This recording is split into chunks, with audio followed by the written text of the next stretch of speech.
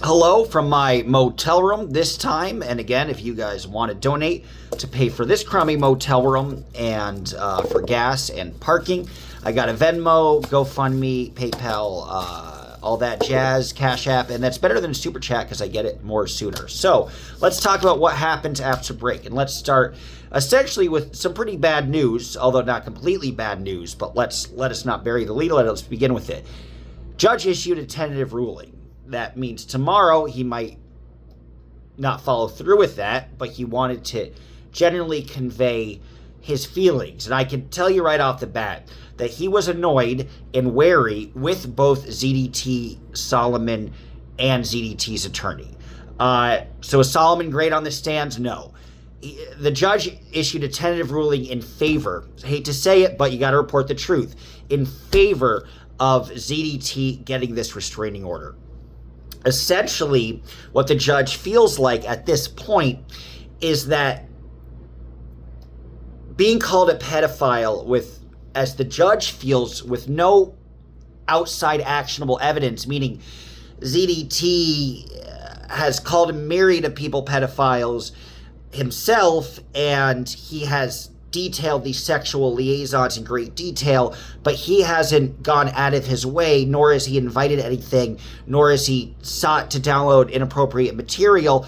So the actions don't comport with being a pedophile, and therefore it could be somewhat slanderous, and therefore valid for a restraining order. So it's it looks bad, but I'm going to tell you some stuff that'll probably warm your heart towards the end. One of the reasons also that the judge feels that at this moment the ZDT's restraining order may very well be warranted is because he never directly messaged Solomon. Remember, again, maybe if you're a real pedophile, if you message somebody directly and say, here are my fantasies, but if you're on your stream talking about it, I think it's reprehensible and should warrant criminal sanctions in some regard, but the judge disagreed. The judge felt like because ZDT never directly walked towards, called, or messaged Solomon, that his comments don't really negate his efforts to get a restraining order. So that was the big news, that it appears tomorrow, it appears ever so likely that ZDT will be successful. Well, it would appear ever so likely if ZDT shows up, because by the way, shout out to Hero Not Zero Reddit. I don't know how the hell they got that information so quickly. I was excited to be the one to break it to you, but of course I had to drive back and pick up the dog. They already broke it to you, but the big thing is the judge has ordered ZDT to appear in person. There was deep conversational back and forth, and Tamer tried with all his might. He did a pretty decent job in this round. I'll give him credit in some regard. Tamer fought with all his might to get ZDT not to appear. There was a request put in by Mr. Weber, Solomon's attorney, to get him to appear. The judge ostensibly was expected to rule on that today, of which he did, and he ruled ZDT to appear. Now, the judge could follow through with his principle of his tentative ruling and still grant the restraining order to ZDT. I would say at this point it's 50-50. What do we know positively? I will be at the courthouse tomorrow to see if ZDT shows up. He is 100% likely not to show up. The reasons that ZDT gave as an excuse for not being able to show up, not because he has a warrant, but because he is disabled and traumatized and is deeply fearful of Solomon, of which the judge said that felt like that was ridiculous and incredibly dumb. And so the judge ruled that he has to appear. Now, you could still make a ruling even if you don't fully comply with the court's request. The thing is, though,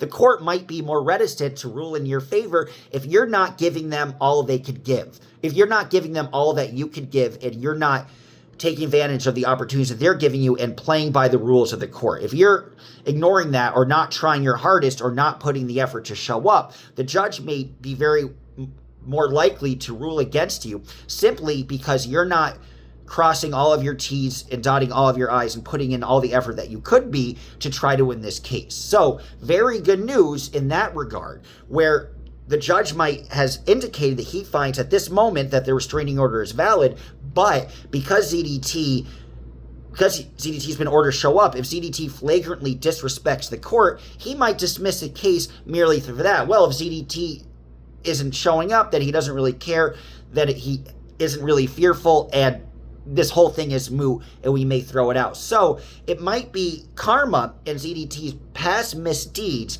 that get the RO to be unsuccessful. But I would say at this point it is purely 50-50. That's what I would say. It's 50-50 that if ZDT shows up, I'm going to say it's 90 to 80% that ZDT will be successful. But I don't think he's going to show up.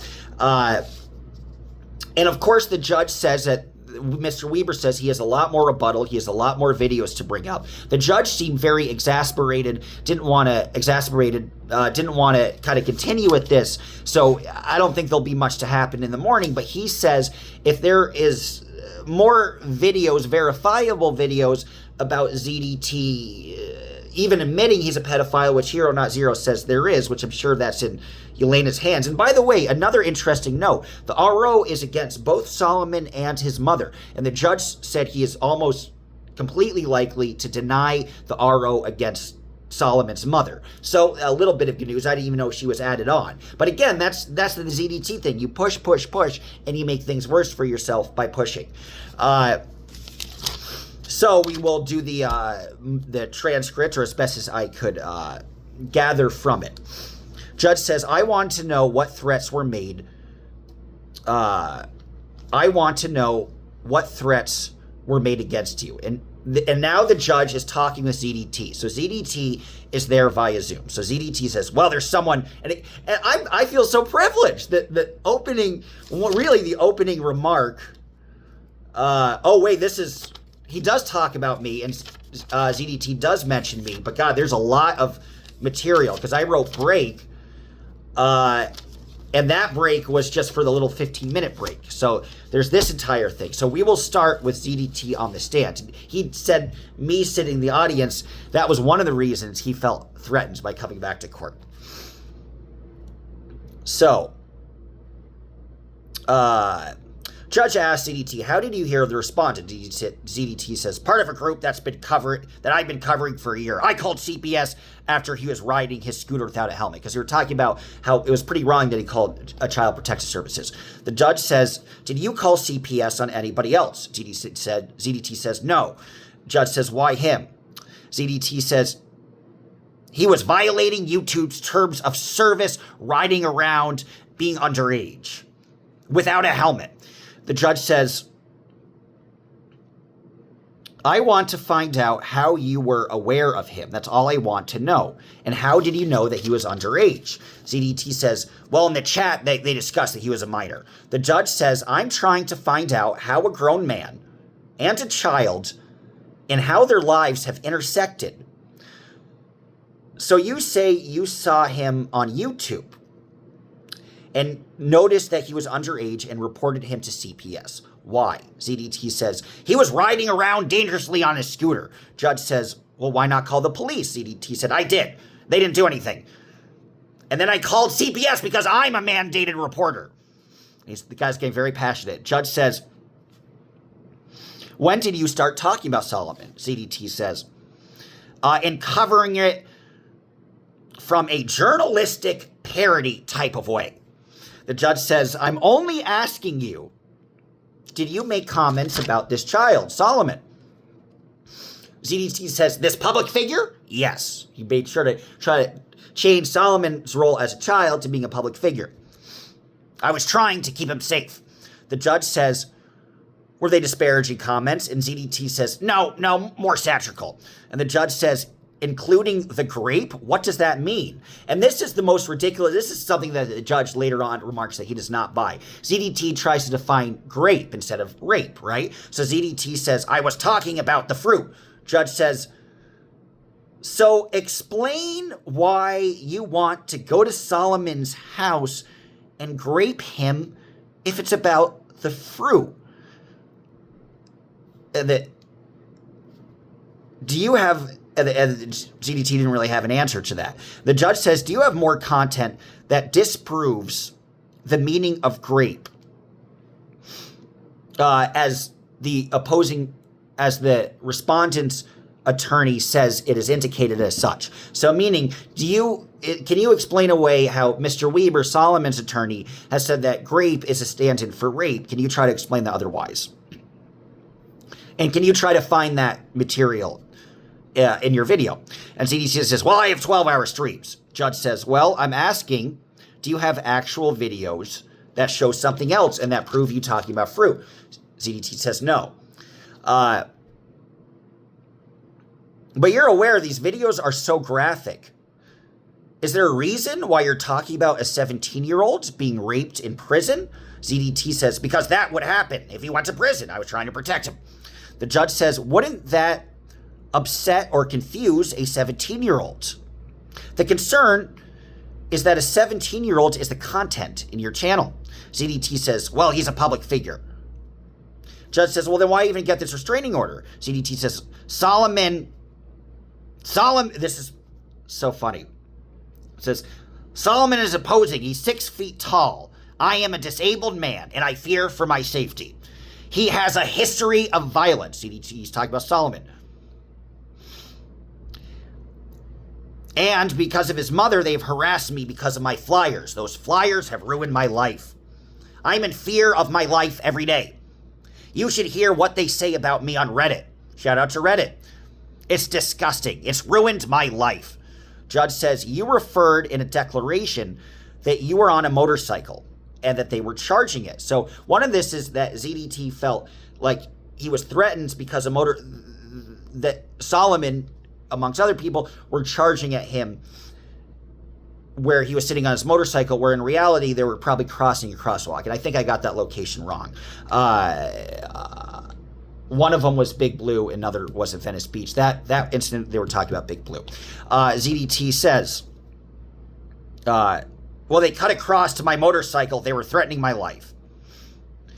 And the judge says, well, I thought they were crossing, not charging. Against ZDT didn't have much of an answer. Judge says, I wanted to know what threats were made against you specifically. ZDT says, there's someone sitting in court with red hair who, in his chats, they were calling me a pedophile, and the people were making death threats. Thanks, chat. Really made me look good. But remember, in my chat, I told people not to go that far. So if he tries to get an RO against me, that'll be a lot of fun. I'd be exonerated. Judge says, when was the last specific time? He said, a couple days ago. I'll go through my chat if they're talking about me. They said in the chat that they want to break my window. People were saying, we outside previously, but I'm disabled. And they're putting up flyers in the area, especially in areas, he actually said this, heavy with MS-13 and directing MS-13. Sorry. He said that Solomon somehow directed MS-13 or the chat. He said the chat contacted specific people from MS-13 to attack Tony. The judge asked, well, how is this relevant to Solomon? Because he's talking about the chat. And Zero Dark Tony says, well, he started calling me a pedophile, drumming everything up. And the judge says,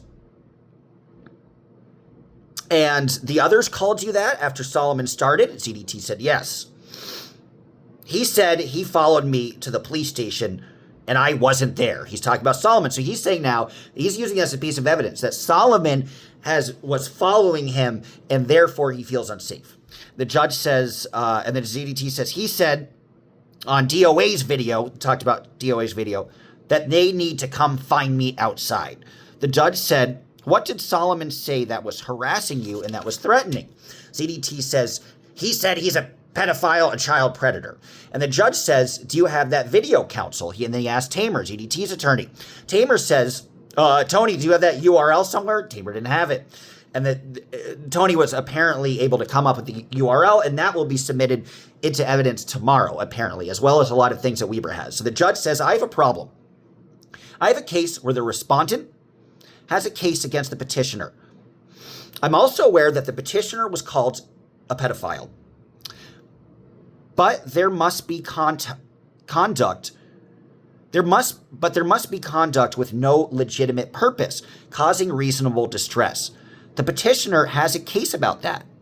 If what he was saying wasn't truthful, you would see the distress, but it could be what the respondent is saying is truthful.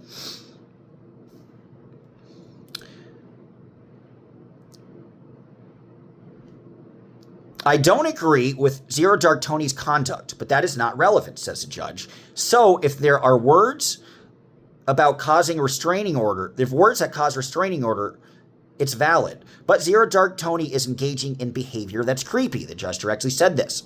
I don't believe grape only has to do with the cotton candy or the fruit. But I have Solomon going out of his way to seek information. Not good for Solomon. Bottom line, the information shows words Solomon is using is potentially dangerous. I'm baffled at the mother's involvement, however. This is a problem. This is all a problem that warrants a cooling off period. So, meaning what he was indicating is that he has a tentative ruling to give an RO for a year, but not 2 years. I think if I issued an RO, it would just be for a year, as I said. I'm overwhelmingly concerned about ZDT's behavior. I don't think he's doing himself any favors in engaging in this behavior. Maybe your behavior should be examined. I'm still baffled as to why ZDT would be even involved in something like this. And then he asked the attorney, is there anything else? The attorney says, I would like to bring up the motorcycle video tomorrow. We have much clearer picture. The judge says, I wasn't really interested in that part. I could see how ZDT getting threats. I could see him getting threats and being called a pedophile. But Zero Dark Tony might have brought this on to himself. But still, you need to follow the law. So the judge is kind of saying on the one hand this, on the one hand that. So it's really kind of hard to read because he almost kind of talks out loud and kind of thinks it out, talks it out as he thinks it. The judge says, I'm not here to see if the petitioner's behavior negates that. I think I have what I need. Respondent, being Solomon, was not the best witness. He wasn't truthful the entire time, so he called Solomon not truthful. I can issue a ruling now. He doesn't. And what else is there? I find the threats to be true. And therefore I'm issuing a tentative ruling.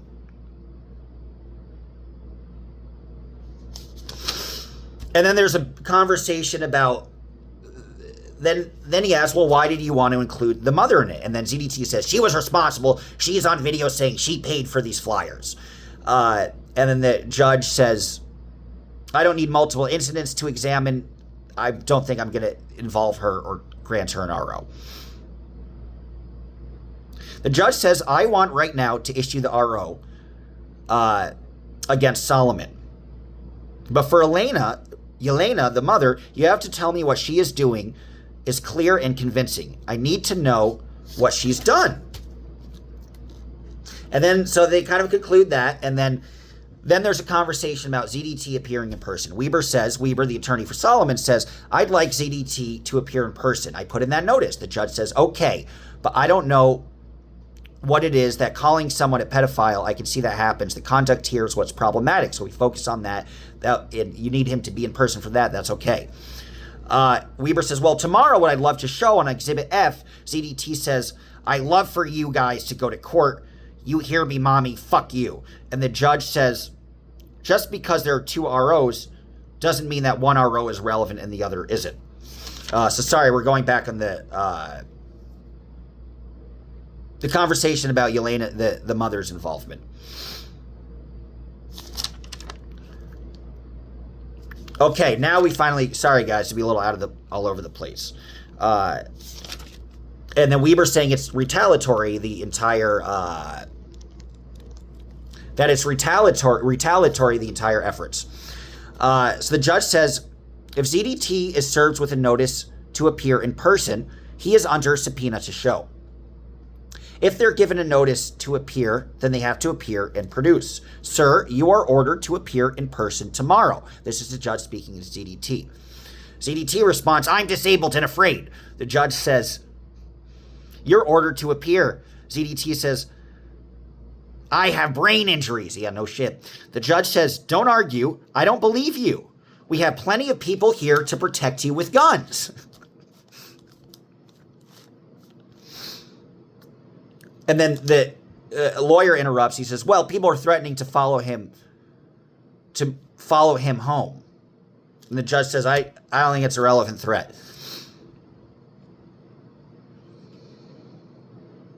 And then he says to ZDT, I don't know how... So he's saying because ZDT is talking so vociferously and frequently with quite a bit of energy about Solomon that he's clearly not that disabled or too weak to appear.